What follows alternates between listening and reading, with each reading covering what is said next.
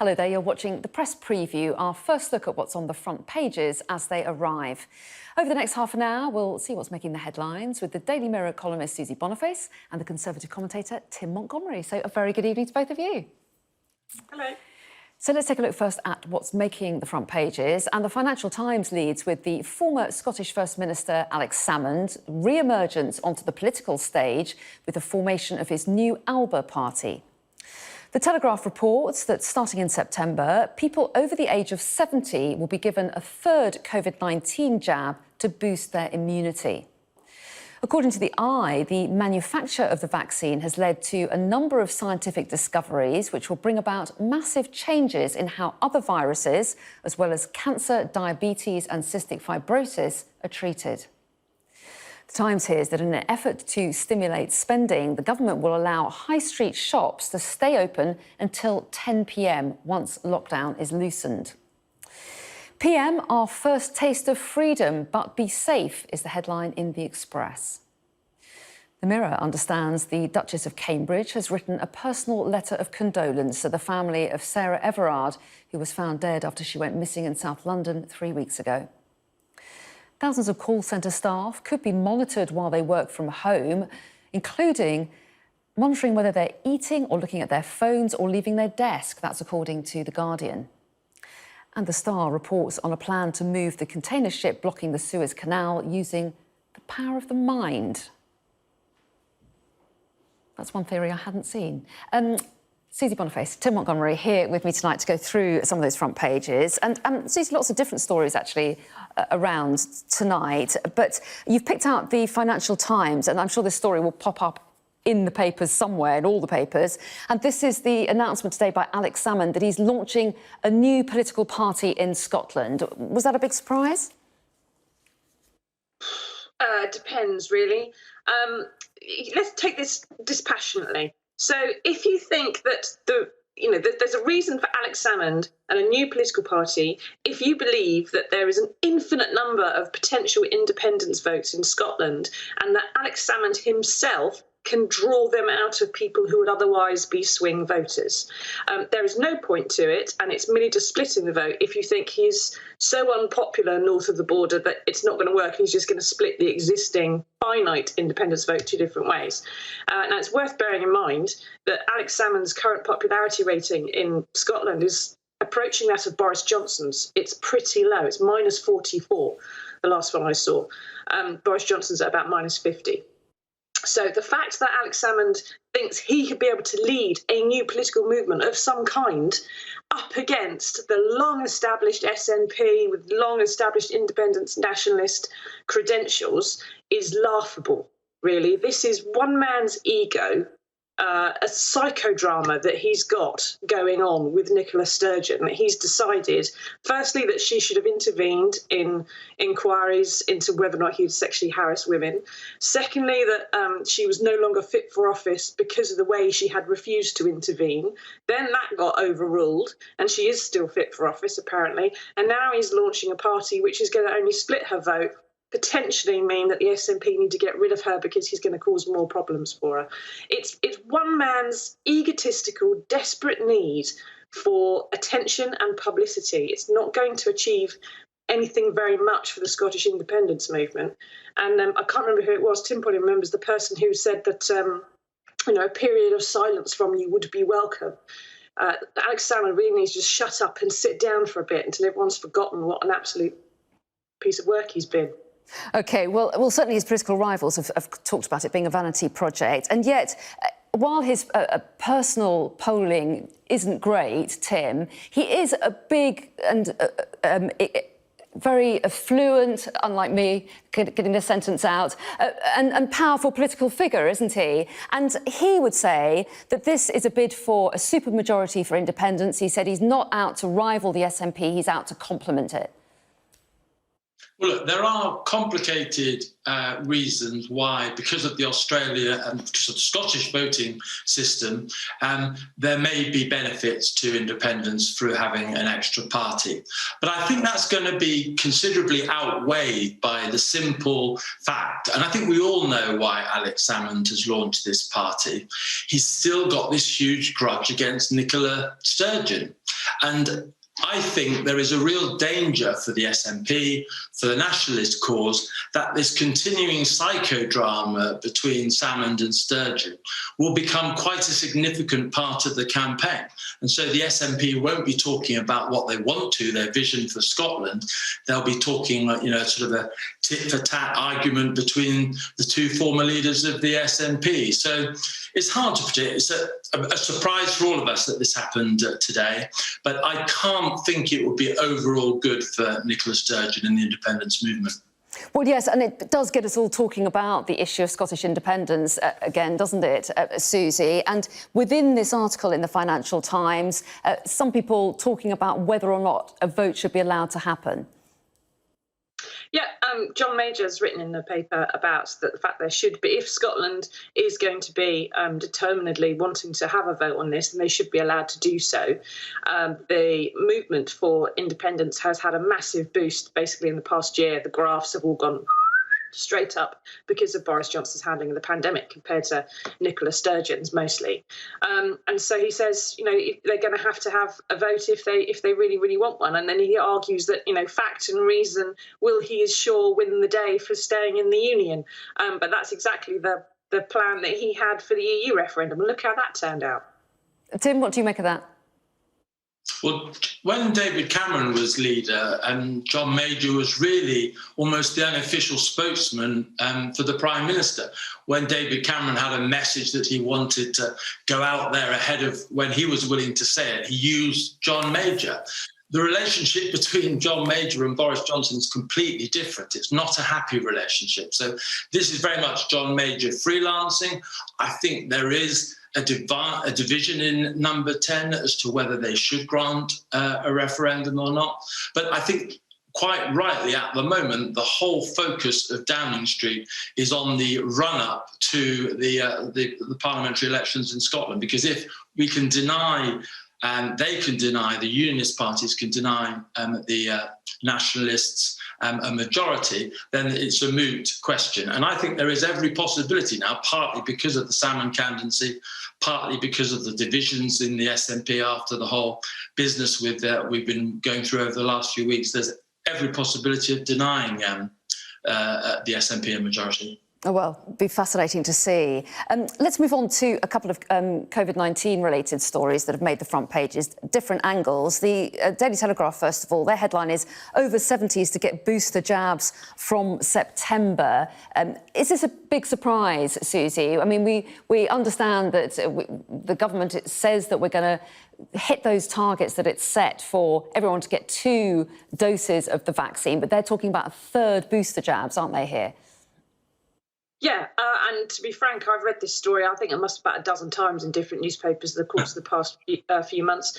But basically, they're saying that there will be some kind of booster jab after all adults have been offered their first vaccine over the course of the summer. The interesting bit, though, is buried in the story, in which it says that Nadeem Zahawi, the vaccines minister, says that Professor Jonathan Van Tam, who is considered very reliable in terms of his information handling this stuff, believes there will be a September requirement for a booster, which is code for saying there's going to be a September wave. Is that how you interpret it, Tim, as well? I think there is certainly a lot of the people that are involved in the fight against COVID, of course, they have to emphasise this because that's their sole focus. The government, of course, has to focus on education, the other health effects of lockdown. And so I think they will listen to people like Jonathan Van Tam, but I don't think that is uppermost in the government's mind or is the uppermost probability. And, the numbers that struck me from the Telegraph piece, just looking at them now, the UK's latest number of infections is 6,000. France is 42,000 and Germany is 21,000. And yes, Britain had a very poor start to this crisis relatively, but fortunately, because of the vaccine revolution, we're in a much better position, and long may that continue. Indeed, everyone hopes that it does continue to go in the right direction. You're right. Let's have a look at the eyes angle tomorrow, Susie. They are talking about some of the scientific lessons that have been learned from this, aren't they? The vaccine revolution, they're calling it, and saying that it could have all sorts of positives for other areas of medicine. Yeah, and as someone who got her vaccine yesterday, because my GP finally got me on the priority list to be on, I would say hooray. But what it's basically saying here is that the technological advancement that happened in a very short space of time, and for those of us or the viewers who have been suspicious of that, it's not because it happened in a short space of time that's the concern here. It's the fact that because there was a pandemic and a deadly disease that was affecting the global north and the richest nations in the world, those governments and those pharmaceutical companies threw the kitchen sink at it. We had some of this tech coming along in development, but it happened very, very quick.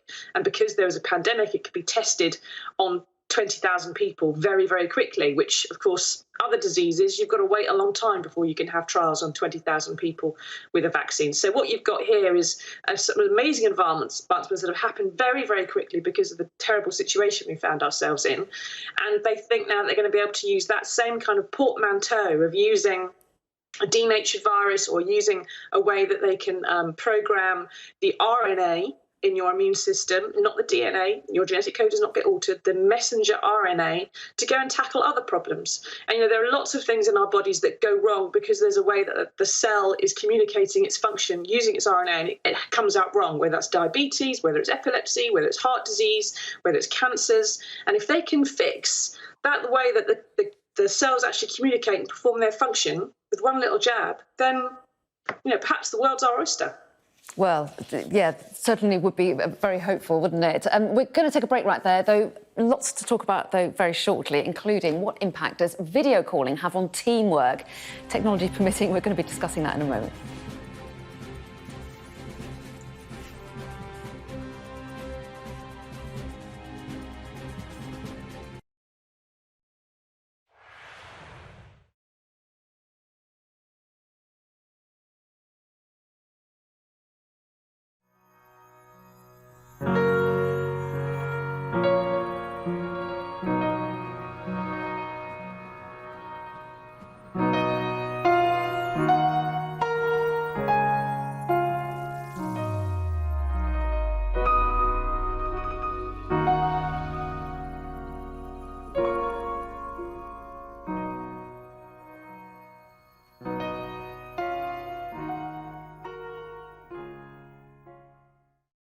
Our job is to tell the truth. This is a forgotten front line.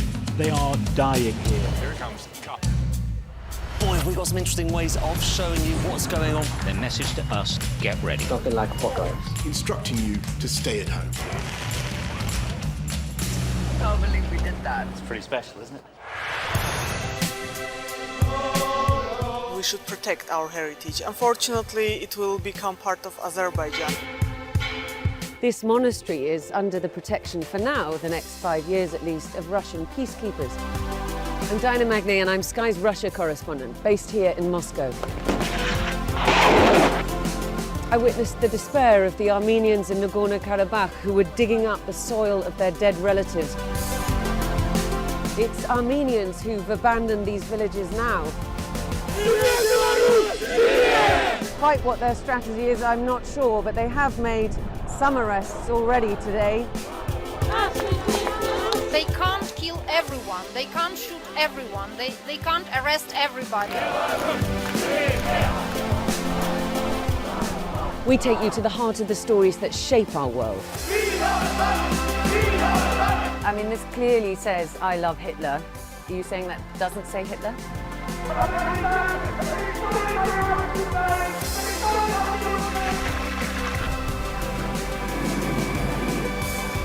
Russia insists that its military build-up in the Arctic is purely defensive.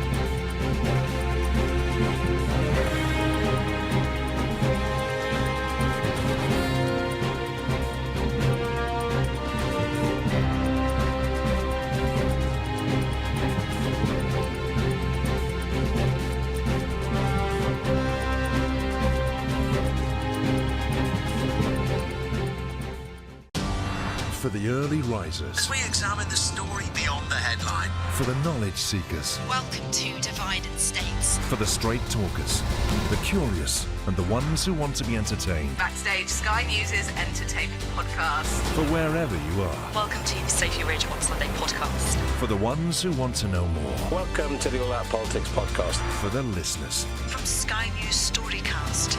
Sky News Podcasts. Listen and subscribe for free. Welcome back. You're watching the press preview. With me tonight, Susie Boniface and Tim Montgomerie. And Tim, we're turning to the front page of the Times next, and their lead story says that high street shops are going to open until 10 p.m. once restrictions are lifted. Good idea? I don't know. Last time that the lockdowns were ending, the first time, Rishi Sunak, the Chancellor, wanted us to shop on Sundays, but that was resisted by Tory MPs, quite rightly, I think. Shop workers deserve at least one day off. And so now I think he's trying to know that he can't get Sunday trading through Parliament. He's looking to extend shopping hours into the evening. I'm not sure that's going to be a huge enthusiastic thing for most people to shop late at night, although the weather's going to be a little bit better, so it might be OK. But of course, then we're linked to the Suez story. You know, will we actually have the goods in the shops to buy? But Rishi Sunak is clearly trying to take advantage of what we saw in China after its lockdown ended, something called revenge consumerism, where really shops were emptied by Chinese consumers who just wanted to go out and spend money. And a Chancellor is hoping the same happens in Britain. Yeah, interesting, isn't it, Susie? I mean, I know we're all a bit bored of our own front rooms, but do we all want to go shopping at 10 o'clock at night? I love the little subhead. It says, "Go have fun," Chancellor tells public. You know, yeah, but maybe people will be really relieved to be back in the shops. I'd love to go and have some fun. If only the government had actually given me any help as a self-employed person during the past year of pandemic. They haven't, unfortunately. There are 7 in 8 people in this country that are counting the pennies after the pandemic. 1 in 8 has savings and doesn't mind. That 1 in 8 might go out and spend at 10 o'clock in the evening, but if they'll be lucky if they can find a shop still open in the high street, of course. And 1 in 8 people isn't going to keep the economy going. If he was an inventive, decent chancellor, he'd be finding a way to deal with the new economy we've got, not try to restart the one we had and which failed. OK. And I quickly want to squeeze in another story in the Times. The headline is "Video calls don't improve team working," which is interesting to discuss in our current format via kind of video conferencing, really. Tim, what do you think? Well, I shouldn't say this on Sky News, Anna, so I apologise, but I'm nervous now. Go on. I'm much more of a radio person generally anyway, and this survey that the Times is quoting says, you know, put some people in a audio-only setup and in other people in a video setup. And actually, people in the audio setup cooperated more productively. And so despite the fact that we've all been on these video calls over the last over the last year, it may well be that actually audio works better. So rude, Tim, really, while we're on the telly. I will forgive you, though. I will forgive you. What was that, Susie?